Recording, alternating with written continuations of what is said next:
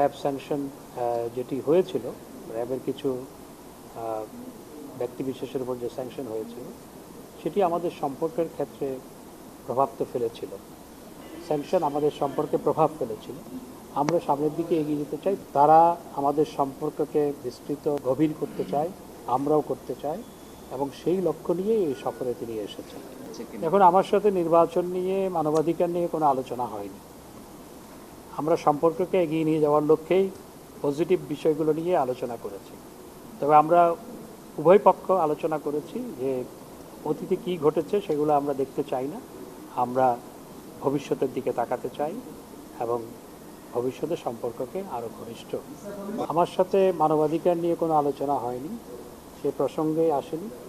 সেটি হয়তো আমাদের ফরেন অফিসের সাথে আলোচনা হয়েছে, হয়তো এর আগে তো ফরেন সেক্রেটারির সাথে বসেছেন, সেখানে হতে পারে।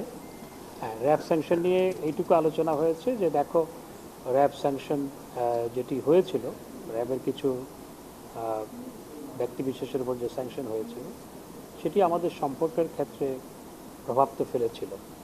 তো এটি উগ্র হলে কিন্তু সেটি নিয়ে আমাদের ফরেন অফিসের সাথে আলোচনা হয়েছে যে সেটি দীর্ঘ প্রক্রিয়ার মাধ্যমে সেটি হয়েছিল। সেই উইথড্রয়ালের প্রক্রিয়াটাও একটু লম্বা, স্যাংশন দেওয়ার প্রক্রিয়াটাও অনেক লম্বা ছিল, উইথড্রয়ালের প্রক্রিয়াটাও একটু লম্বা।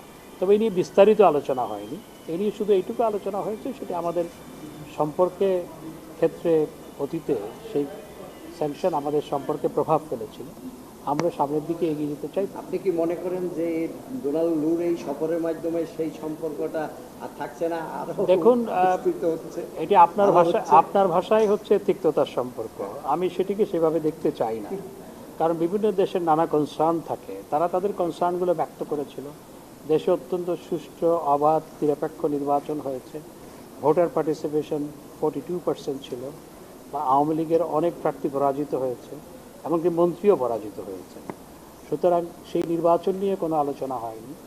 তারা আমাদের সম্পর্ককে বিস্তৃত গভীর করতে চায়, আমরাও করতে চাই, এবং সেই লক্ষ্য নিয়ে এই সফরে তিনি এসেছেন। এগুলো নিয়ে আমার সাথে কোনো আলোচনা হয়নি।